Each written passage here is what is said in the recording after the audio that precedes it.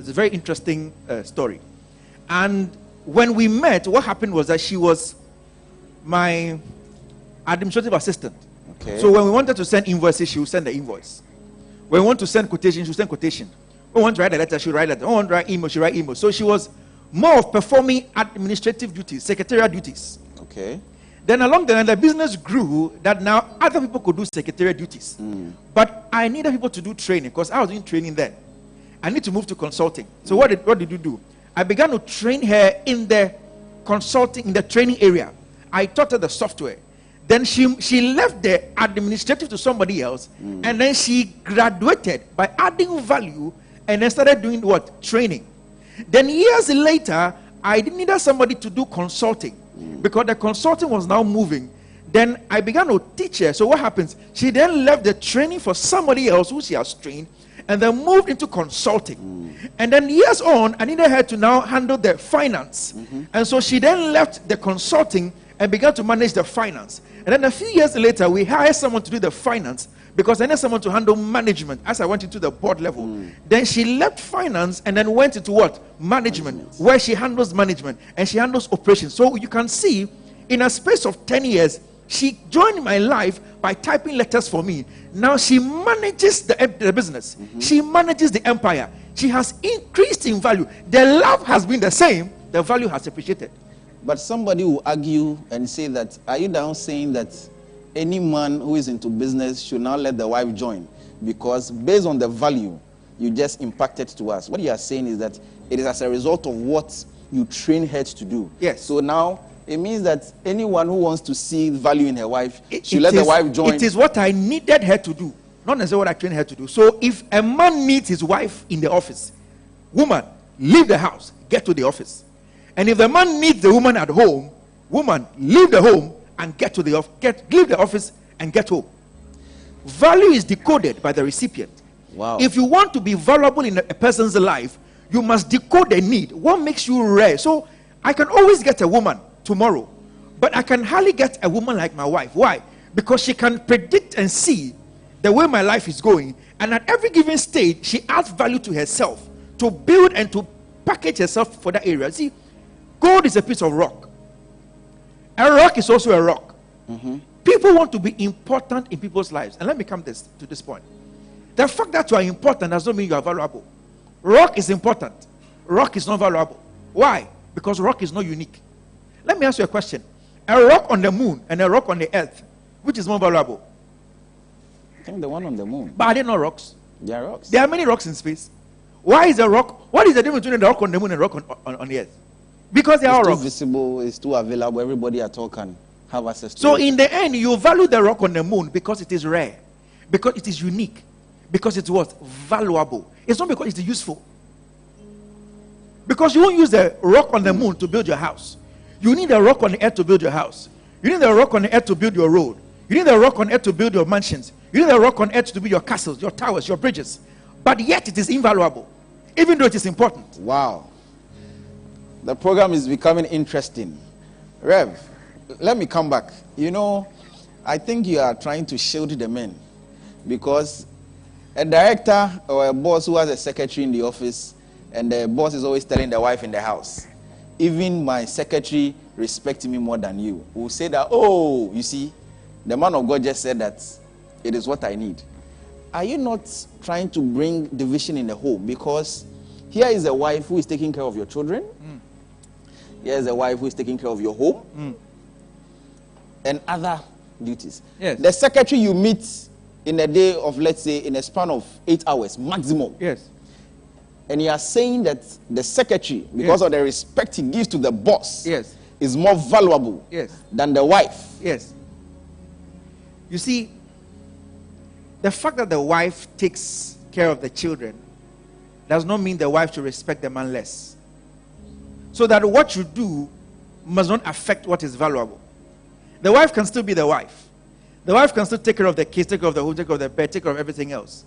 But if the man does tea, if the secretary does tea for the man, and the man gets angry and says that, what is this? It's too sugary, and he throws it out. The secretary goes like, oh, I'm sorry, boss. Forgive me. I'm really sorry. He takes the tea, he goes in, does the new one and brings it. When a man's wife does the tea for him, and the man says, it's too sugary, I don't like it, what would the wife say? Oh, and they're quite here. Exactly. Go and do your own tea. Hi.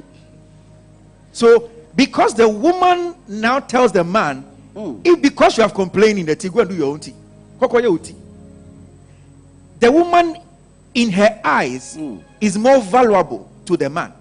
However, in the eyes of the man, the respect from the secretary makes her more valuable. You must decode what is valuable to who you want to impact. So that value is impact. Value is what? Impact. The impact you make in a person's life determines the value they place upon you. It is not how available you are. People can serve in a company for 20 years and remain where they are and never rise between the ranks. And they ask themselves, but I have been here for 20 years. Yes, exactly. You have been here for 20 years, but what impact have you made? Then why are you also keeping me? Because for 20 years, why are you keeping me? Because you are important, not valuable. At the expense of your business? Well, people hire, companies hire those who are important. Companies promote those who are valuable. Rev, I need somebody, right? I need somebody to come and do this for me in a company. Pick the calls, sweep the place, clear the office, file the books. It is important. So what do? I hire somebody. But in order for me to promote somebody, they must be valuable. Value is excelling in what is important to the level that nobody else can achieve, but except you. You called me to purposely perform an assignment. Yes. And I'm done. Yes. And you are saying that I was important. I was not valuable. Yes. So that getting the job done is not enough. But getting the job done in a way that nobody else can do it is the issue. So that when a company is looking for those who promote, they're not looking for those who are just there, who are doing what they are told. In fact, people who do what they are told stay where they are. People who do beyond what they are told go where they ought to go. That brings me back to your point where you said that it is about a need. How then do I tell what is the need of my boss? Ask. What is the need of my husband? Ask. What is the need of my girlfriend? Ask. What is the need of my boyfriend? Ask. Ask. Just ask. And if you can't ask, observe. Observe. What gets them excited? So are you saying that anybody who has dated a lady for 5 years and the lady one day just wake up and say, you know what, it is over? What you are trying to tell us is because the guy was not valuable. No. The one who came and took the girl exhibited value in the guy's life than the one who stayed for 5 years. You see, I pray this program doesn't break up in relationships today, Rev. If a person has been in a relationship with you and you've dated him for 5 years, 10 years, and yet you feel that the kind of value you expect he should put on, he's not putting on you, perhaps you're not doing something he wants. And I'm not talking about just giving him everything he wants, but I'm talking about making impact in his life. Because at the end of the day, we have to understand something. That how people determine value is based on the need they have. You see, you can be in a girl's life, and all you do is to give her money to buy new hair, so that she'll look beautiful for you. Give her money to buy new clothes, so she'll look nice for you. All you do is take her out for dinner. All you do is to shower her with gifts and money. Somebody comes into this girl's life and asks her, what's your education level? What do you want to achieve in life? What is your vision? What are your aspirations? What are your gifts? How can I help you grow? All of a sudden, the girl though has known this one for 5 years, sees this one and realizes, no, this one is important to me. This is valuable to me. Why? Because I cannot live without this. You see, oftentimes people make this mistake that just because I have been with him long enough, I am valued long enough. It's not true. Wow. It's not true. Value is not determined by time. I thought by spending time with the viewers, if you have any questions, we'll give people questions time. Just 5 minutes to ask questions. So very soon we'll let those who are on Zoom, okay? You can come on Zoom now, and then we'll give you a chance to ask your questions. We'll give you a chance to actually air out your views on what we're discussing, because I want people to partake in what we're doing. So if you're online right now, you want to go on Zoom, feel free. Now, Shepherd Son, I want to explain something to people. That if you expect to be in someone's life for a long time, it is not the fact that you are present for a long time. It's not the fact that you are available for a long time. It's the fact that you are valuable for a long time. So the It's the key fact word that is value. Value. You must be unique. You must be rare. You must be scarce. They must look into their life and realize that I have many people, but you are unique. There is no one like you. I can't find another. You see, so long as you are replaceable, you are non-valuable. Value cannot easily be replaced. When we wake up every morning, we drink water. What is the most important commodity for man? Is air and water. Yeah. Air is free. Water is cheap. Does that mean air and water are not important? They are. But the fact that it's available, the fact that it's not unique, the fact that you can find it anywhere you are, the fact that you don't have to struggle to find water or find rocks or find air, its value is reduced. The difference between gold and a rock is process. When you're in someone's life, what process have you gone through? What process have you been through? You join a company.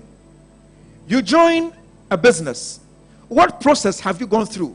You join a church.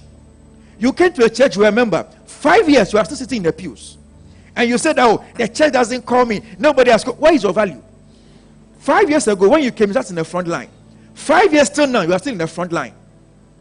Rev, I know very well that when you work for, let's say, company A, and you move to company B, yes, in as much as they are all in the same industry, what happens is that their policies are different. Yes. And so when you go to company B from company A, yes, company B needs to orient you. This is how we do our thing. This is how we go about things. Yes. Are you saying that somebody who just came in less than 1 year, yes, the orientation they gave to the person was so unique and special that somebody who has been there, who knows the ins and out of the business, doesn't deserve to be promoted, but rather the one who just came in has been. Don't you think it is unfair? Robert Frost, the American poet, said, 2 roads diverge in a wood. I took the road less traveled by, and that made all the difference. If the one who came in 1 year brought something on board you didn't have, or did something you didn't want to do, they have attained a value higher than you. And when it's time for promotion, you get that promotion before you. 2 roads diverge in the wood. I chose the one less traveled by. Which road did you use? Is it the one? If you want to be valuable, you must do what not just anybody can do. You must be focused so that when there is a need, you are the one that comes to mind. Nobody else except you. I see. Viewers, if you are interested, you can come. You can send your questions on Facebook. You can also come on Zoom. Raise your hand on the Zoom page if you want to ask a question. We'll give you a time and a chance to ask your questions. We will be wrapping up in the next 5 to 10 minutes, but I want to make sure that I get everybody's question. Nobody's left behind. So if you have a question on Zoom, just raise your hand on the Zoom platform. We'll give you a chance to ask your question, or type on the Facebook page and we'll give you the opportunity. Rev, whilst we wait for the questions to come in, you attributed value to need. Yes. What I want to find out is, does the need of a person changes? Yes. So as people's need changes, and I gave you experience with my wife. So when I married her, or when we met, all I needed was someone to do my invoicing. Right now, I don't need her to do my invoicing. I need her to manage more strategic areas of the business. So the fact that she can evolve into that end, she has retained her value. She has increased her value. If she still was adamant and she still wants to be writing invoices and writing letters, I have a problem. I would have loved her the same, but the value would have diminished. You see, value is something people don't understand. Value is leaving a mark in a person's life.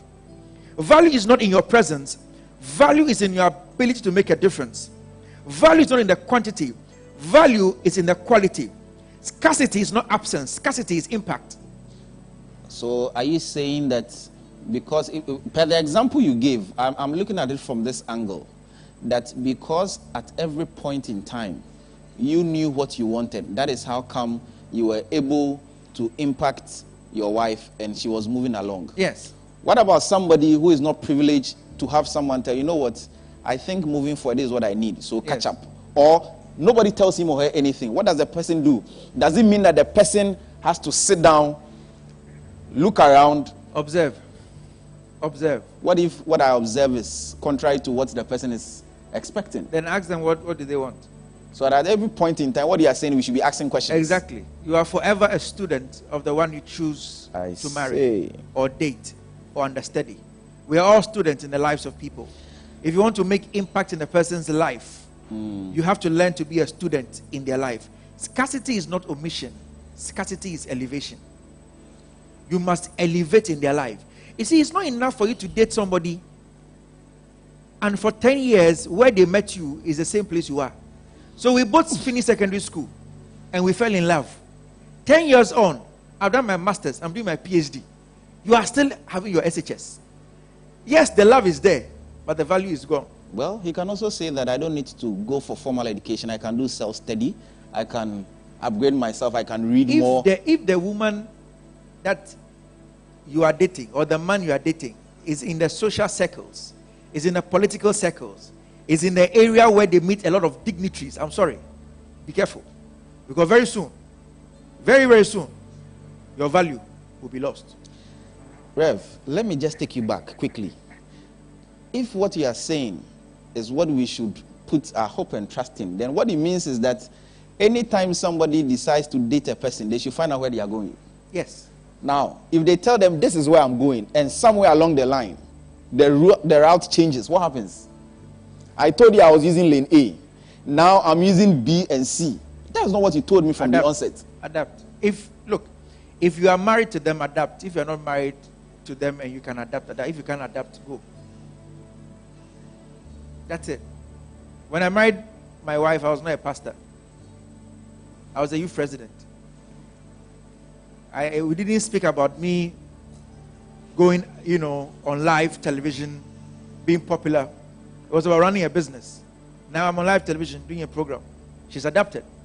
When I want her to sing, she sings. She's adapted. Adapt. Man was created to adapt, so adapt. When you don't adapt, you lose value. I think we need to salute our mother. When you join a church that has 10 members, right, the responsibilities are not the same. When the membership grows to 100, it changes. You must adapt. When it grows to 1,000, it changes. You must adapt. If when you join the church, right, you are the prayer warrior, and now the membership have moved from 10 to 1,000, and you are still the prayer warrior, and even your prayer topics have not changed. Nothing has changed. I'm sorry. So presence is no value. Wow. Presence is no value. I want to just take a few minutes before I wrap up. Does someone have a question? I think somebody has a question. Okay, someone has a question. Right. So let's hear from you, Kobe.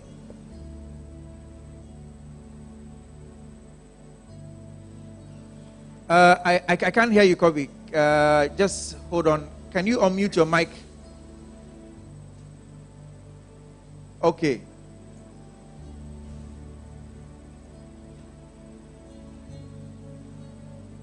Whilst we wait for the engineers to work on the sound for Kobe, I want to explain to you that Leonardo da Vinci, is it on now? Right. Kobe, please go ahead and ask your question. Okay. Thank you very much for this morning's insightful message. I have a quick question.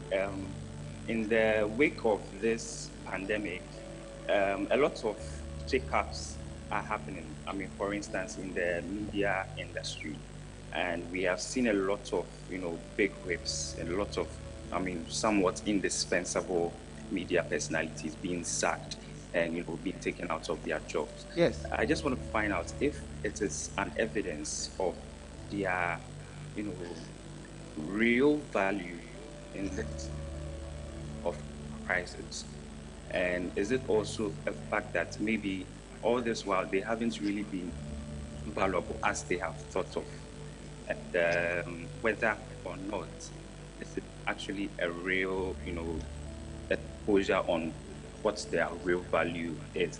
Yeah. So I just want to know your thoughts on that. Yeah. So when a company opens a radio station or a media empire, what they do is that they hire people who are important. When there's a crisis, they sack those who are important and retain those who are valuable. Let me ask you a question. If you have gold in your room, right, and you have water in your room, and you hear there are thieves, and the window at the back door is open, which would you carry out the window? The sack of gold or the bag of water or the bottle of water? Clearly you pick the sack of gold. The sack of. When people enter your house, do you think of, oh, they are drinking my water, they are eating my food in my fridge? Or do you think of the money and the gold in your drawer? When your house is being robbed, what is threatened? Is it what is important? What is valuable? What is valuable?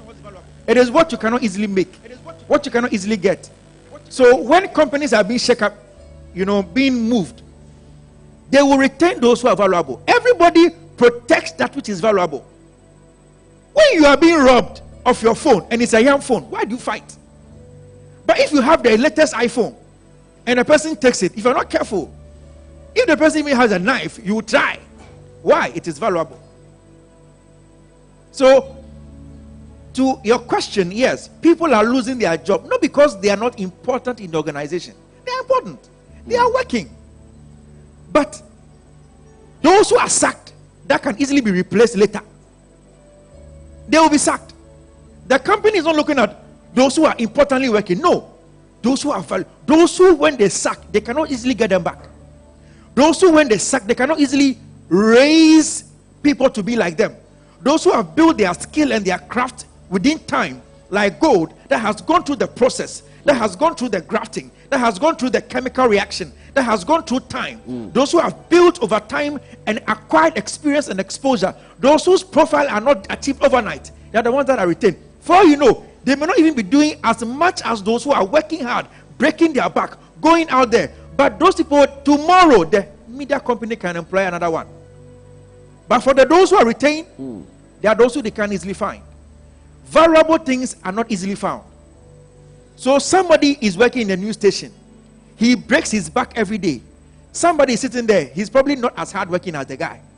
But whenever he speaks, he makes impact. His work is of class. He doesn't produce a lot, but he produces with class. When they are sacking, they will sack the guy who's hardworking and leave the guy who's valuable. I said this: truck drivers or commercial car drivers are perhaps more important than medical doctors. Yeah. Medical doctors go on strike. The government has to listen. Why won't commercial drivers go on strike? Because fuel prices are high. If commercial drivers go on strike, it will impact everybody upon the country. Transport will, look, even if you have your own car, you depend on people who use commercial drivers to get to you. Yes. Yeah. So when they go on strike, it will affect you. When doctors go on strike, if you are not at the hospital or no relatives at the hospital, who bothers? But doctors are valued. Why? Because of the process it takes to become a medical doctor. It's not the same as the process it takes to become a commercial car driver. The process that it goes determines the value. So when you are in someone's life and you are not going through process, you are not enhancing your value, you are not demonstrating significance, you are just there. I'm sorry. When is the shake-up? They'll sack you. Ask yourself, what can I do that nobody else can do better than me? What can I do that nobody else can replace? What can I do that if I look around, I cannot find? If your answer is I don't know, hey, I'm sorry, you have a problem. If in your company, what you can do, everybody can do. Be careful. When is the time to lay off? You are first on the list. If you have any more questions, I want to wrap up in the next 2 minutes. Please come on Zoom or send a question on Facebook, and then we'll answer. Our value series will continue next week. Next week, I'll continue with the other two dimensions of value. Today, we have dealt with the law of scarcity, the law of rarity. And I want to explain to you, as I did before, that you have to be rare. Scarcity doesn't mean you should be absent. It means you should be rare. You should be unique. Scarcity doesn't mean you are not present. It means that you are impactful. It means that when you enter someone's life, you make a mark. You make a difference. Scarcity is not about, oh, I've loved him. I've been there for him. I was there since his beginning. Why do men marry women that are valuable and leave the ones that are what? Important. People don't understand. I met him. He had nothing. I worked hard with him. I labored with him. I suffered with him. Now he has the money, he has the influence. He's leaving me to marry another woman who has a PhD or a master's degree. Yes, because you're important, you're not valuable. Rev, somebody is asking, is it possible you can connect the difference between importance and value? Because people seem to still be lost. So importance is something oftentimes you need. Value is something you can't easily find. When something is important to you, it means you require that thing to move on. You require it. So water is important. Rocks are important. But at the same time, rocks are available. You can find it anywhere. So that diamond is a rock. Diamond is a rock. In this raw state. Yes. What makes diamond more valuable is because diamond is rare, is unique. Wow. Diamond is not important. Diamond is rare. Rock is important. Rock is not rare. But diamond is valuable. You need rocks more than you need diamonds. Yeah. But diamonds are rare. So when you enter my life, don't tell me, oh, I am there. Tell me I am rare. Tell me what you can do in my life nobody else can do. Wow. Show me which part of my life you can feel nobody else can feel. Show me what impact, what you have to offer nobody can offer. Become rare in my life. Don't become important. Important means, yes, I need you to go on. But if you're not there, I can find somebody else. Rare means if you're not there, I can't find anything else. It will take me 10 years to find another you. That is to say that stage 1 will always be importance. Yes. But the next stage, yes, is rarity. And that so is you where a can lot of enter people can someone's cross. life by being important. Diamonds were once rocks. Gold were once rocks. But the process which they went through increased their value. So you can enter my life as a rock. But the way you enter don't remain that same in my life. You can enter my company as a rock. But the way you enter don't remain the same way. You can start a business as a rock. But the way you start should not be the same way. You must go through process. You must improve. You must update. You must acquire. Look, people join work. Somebody has worked in a company for 10 years. They entered with SSC certificate. They still have SSC certificate. Somebody came in 2 years ago with a master's degree. They've been promoted. You are still there. And you are embittered. Because I know more than him. Because I taught him. Because I trained him. Because I'm more experienced. Yes. But they have masters, you don't. As for their work, they also can do it. But their qualification, you don't have it. So their value is higher than yours. So I have to always have a cutting edge. Yeah. I don't care how long you work in a bank. I don't care how hard work you are in a bank. A bank will never make you the MD if all you have is SHS. No matter how hard working, no matter how long working, no matter if you don't increase your value. If you don't increase your education is form of value. Knowledge is a form of value. Exposure is value. Experience is value. But make impact. Don't just be there. Would somebody say, if I want to be valuable, it means I need to be unique, and Yes. I also need to go through process? Yes. Yes. Would the equation be complete? Yes. Yes. So, viewers, if you have any questions, put on Facebook, put on Zoom, raise your hand on Zoom if you have a question to ask. Our value series is going to continue next week. Shepherd Sam, I want to take your final question, and then I just want to wrap up with the crowd so that we can make way for our celebration service. I'm sure there is a lady, a gentleman, an employee who is asking this question. What do I then do to sustain my value in a person's life when it comes to relationship? What do I have to do to sustain my value in the company as an employee? What do I have to do as a business owner to always have a cutting edge, even when I have a lot of competitors? So how do I actually, again, I've given you the measure of value, which is means scarcity. Scarcity. Being rare, being unique. So you're asking, how do I become that? How do I become that? So let's learn from God, who is the infinite person. You see, before that, Jesus was about to be killed. Yeah. Mary Magdalene broke her alabaster box and put the oil on her feet. Everybody complained. Why have you done this? Why didn't Mary pour Fryta on Jesus' feet? Is that not oil? Well, that is a common oil. Exactly. Jesus moved back and said, my God, the woman has honored me. Why? It was not the oil. It was the rarity of the oil. It was, if she had poured any ordinary oil, the Bible would probably not have recorded it. People even took offense of that. Good. It could have even been sold. But it was in the uniqueness of the oil she poured. It was in the scarcity of what she did. Everybody was there, came for food, listened to her, but she saw that the man was about to be buried. We have to do something for him that nobody else has done for him. Let me prepare him for his burial. So she poured something which was, she saw what nobody saw, did what nobody did, and gave what nobody could give. Wow. She poured it so that when Martha came and said, Jesus said, no, leave her. You see, that is why when Jesus resurrected, the first person he revealed himself with was Mary Magdalene. Why? Because the woman could value the man. In the eyes of Christ, yes.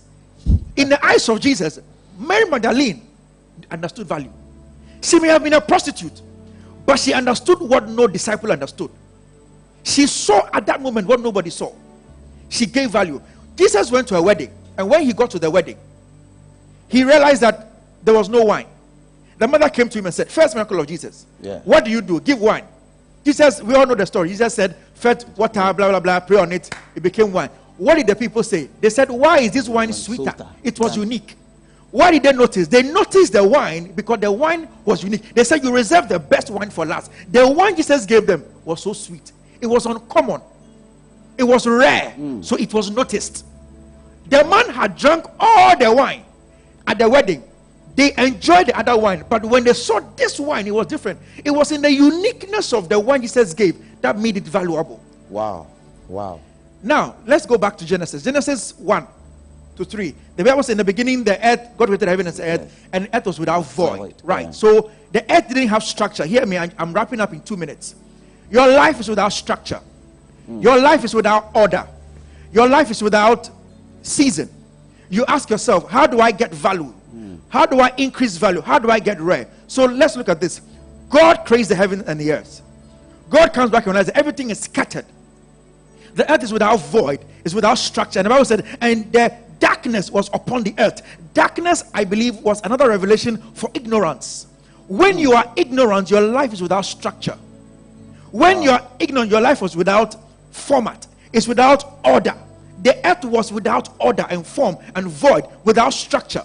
So what happened? God said, let there be what? Light. It was not the sun. It was not the stars. It was not the moon. They came later. But there was light, illumination. Before God created the sea, before God created the plant, before God entered to the master part of creation, where he went into the detailed part, he said, I need light, I need illumination, I need insight, I need knowledge. Wow. Knowledge brings structure. Knowledge brings order. Knowledge brings insight. Knowledge brings value. If you don't increase your knowledge, you will not increase in value. So if you ask me, how do I increase my value? I ask you, get knowledge. For lack of knowledge, my people perish. The people perish. Not for lack of anointing. Not for lack of destiny. Not for lack of wisdom. Not for lack of what? Knowledge.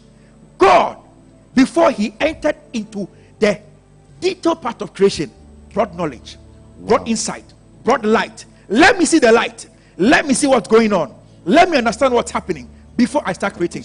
Otherwise, I will create a cockroach and his eyes will be at his back. I need to see what I'm doing.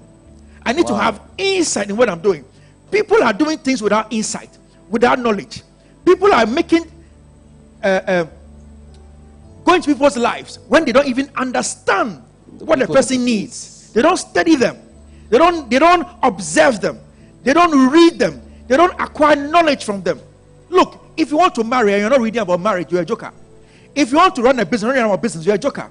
If you want to be an number one employee and you're not reading about commitment, dedication, sacrifice, hard work, discipline, you're a joker. If you don't acquire the necessary knowledge to increase value, you're a joker.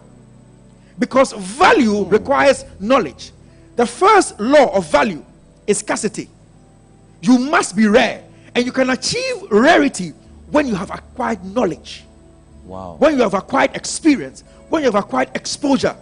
When a man is rare, when he speaks, you know, this revelation is deep. I've not heard this before. When you say what everybody has said before, nobody listens. When you say what is rare, people listen.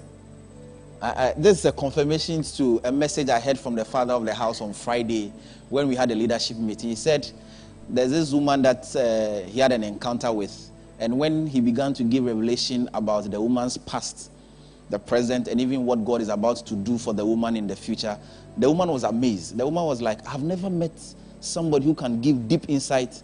But there was something that he said that confirms what you just said about process. Yeah. He said what the woman doesn't know is that years ago, consistently for 6 years, he was doing dry fasting 3 times in a week, consistently for 6 years, to be able to have that skill, that uniqueness. That is how come he's able to give this revelation. For those of you who missed our leadership meeting if you have on more Friday, questions, trust me, you've missed a lot. Try and get that message. The because the house spoke a lot. He spoke a lot, and I think this is even a confirmation. Our time is up. I see somebody's posting a few questions. Next week when we come, we're going to answer your questions. If you have more questions, kindly send it on the page. Next week, we would answer the questions before we proceed because we run out of time. Next week, we continue with the value series. I've given you law number 1, which is rarity. Anything that is rare is of value. Anything. It doesn't matter if it's a stone. A stone from the moon is expensive. You can't even get some to buy. So it's valuable, though it's stone. Sand from the moon is expensive. If you want to be successful, you must be valuable. If you want to be valuable, you must be rare. If you have to be rare, you must be knowledgeable. Wow. I've given you law number 1 of value. Next week, we do law number 2 and law number 3, and I bet you it will transform your life. If you can understand these things, everywhere you go, that is why everywhere I go, I manage to become valuable, because I understand what it takes to be valuable. Beloved, I know that you have listened. I know that it has blessed you.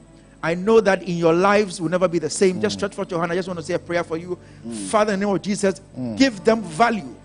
Give them understanding. Let somebody's life be impacted. I pray for you where you work that they are not seeing your value. May God give you the wisdom. May God give you the understanding that you will demonstrate value in that relationship, that you are not being valued. May God give you understanding that you appreciate in value, that you grow in value, you increase in value. May God lead you to where your value is. May God give you the insight, the discernment to know what to do to increase your value. I decree and declare that your life will be transformed now and forevermore. I thank you for joining me this Sunday. I'll see you next week, same time, same place, to go into level 2, level 3 of value. Beloved, don't miss it. It will transform your life. Share the video, and definitely I will see you again. Thank you. God bless you. Have a safe time.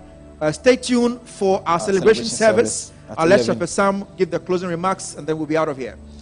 Wherever you are, I want us to appreciate the man of God. I think today we have gone to another dimension of value.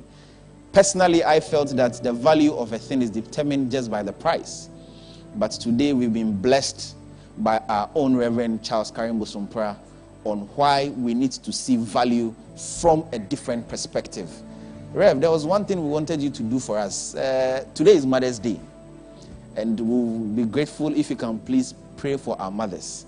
When you were sharing with us how value plays a pivotal role in relationship and in marriages, we realized that our mothers who have stayed with our fathers for the past 30 years, 20 years, I think they deserve. You know, there are always disputes of who your father is.